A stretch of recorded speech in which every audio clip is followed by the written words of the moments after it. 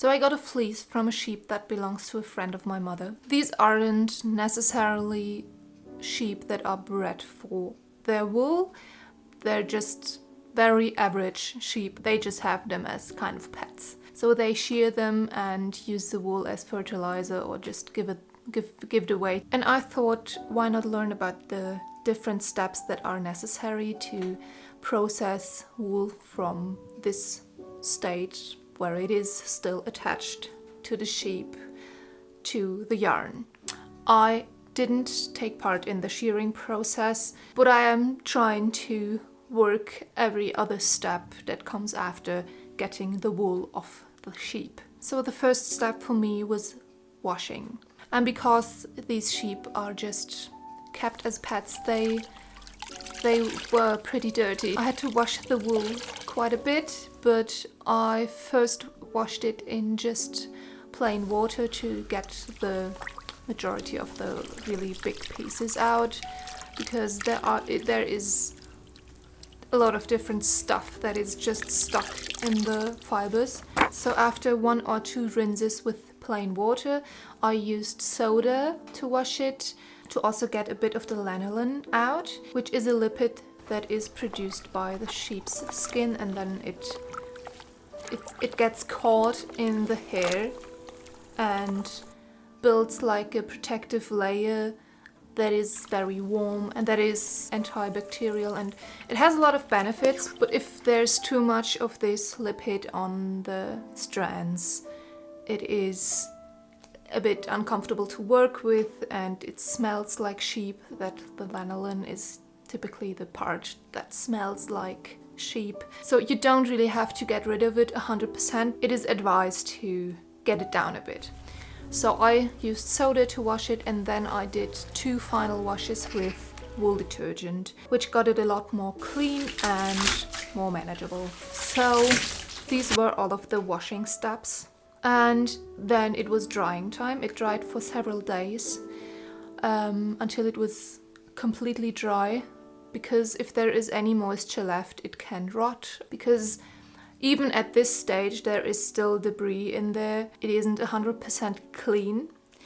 So this is the stage where I'm at right now. The wool is washed, cleaned as far as I could clean it, and it is dry and it is ready to be carded. So I started the carding process over a week ago, but then our carding machine broke. It is a DIY carding machine that a friend of my parents built one day. It uses the motor of an old washing machine, and he somehow built this system that turns these carding wheels. But unfortunately it broke after some minutes of using it. So over the last week my dad and I got very technical and finally fixed it. So it is even better than before. So the wool isn't the softest, most luscious, amazing quality. It is just like very average, maybe below average wool. I just want to learn and go through all of these steps. So I'm carding it around 3 times to get it to a state where it is okay to spin. This is an experiment. I haven't done something like this before. And if you're wondering why I have all of this equipment here, it is all from my mom, because she is a fiber artist and it's her carding machine. I use all of her tools, so I didn't buy these things. They were already in my house. So this is our carding machine. I put this here to catch a bit of the dirt so I can throw it out. You feed it from here with the wool, and then it just goes through.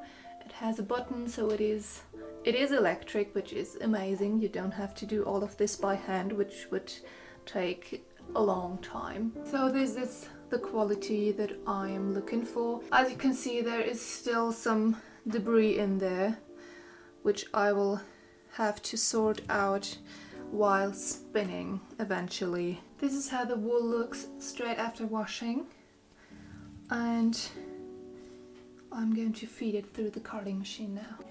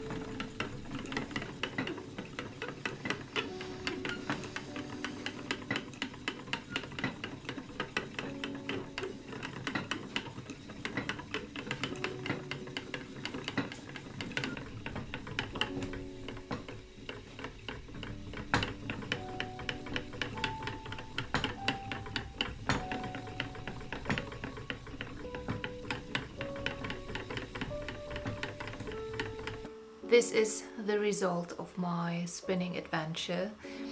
It is a very nice little ball of yarn, and I also knitted a little swatch with it that looks like this.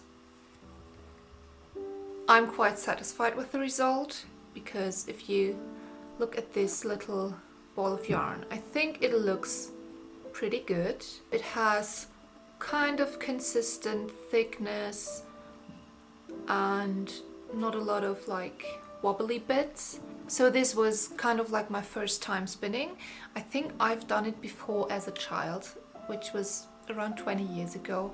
So I don't really know if that counts. Overall, I am quite happy with this project because I did end up with some decent yarn and some decent looking knitted little swatch. But there is kind of like a downside to all of this, because as I said in the carding step, this wool isn't the best quality. So I can't really imagine to knit this into some kind of garment because it is really rustic. It isn't really scratchy, but it doesn't have a nice feeling to it. And there are rustic wools that I use for garments and that I can tolerate on my skin. I could probably tolerate this, but it's just not nice feeling, and it gets quite sturdy, it doesn't fluff up, and that's also maybe due to my spinning technique, I don't really know. But right now I don't see myself spinning a huge quantity of this and actually making a garment out of it.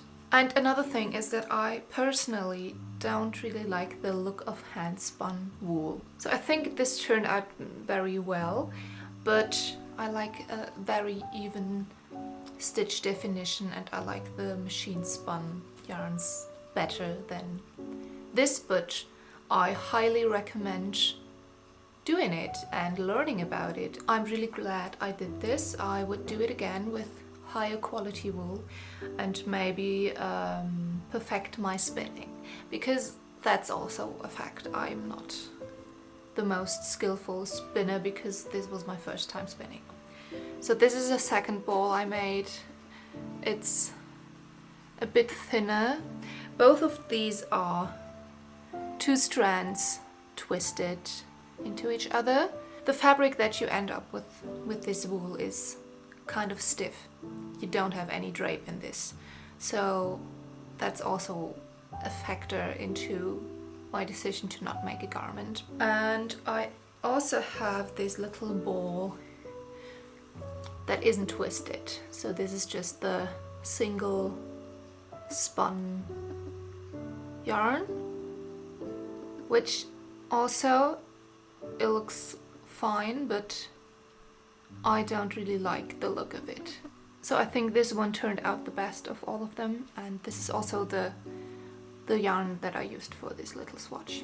But since I already have the wool and I still have some carded pieces, you can still see there is a level of debris in there that I can't really get out, which also concerns me in the spinning and knitting process. I don't really want to work these little bits of grass into a garment that I wear. So my plan with the rest of the wool that I still have is to card it and then felt it into a fabric, like a kind of fluffy but still sturdy material that I can use as an isolating layer in between lining and fabric for a jacket. So I feel like this could be a purpose that this type of wool could be really good for, because it felts really easily and it is very warm. So I am planning on making a corduroy jacket. I just need to get the materials and work this wool into a kind of fleece that I can use for insulating the jacket. This will probably be another project I will share on here, so stay tuned for that. And thank you for joining me on this little excursion into wool processing and learning all the steps that are necessary to get knitable yarn, which I did end up with, even if I didn't make a wearable garment out of it. But I feel like this new project and this new solution that I have in mind is way better use for this type of wool. So yeah, that's it. Bye.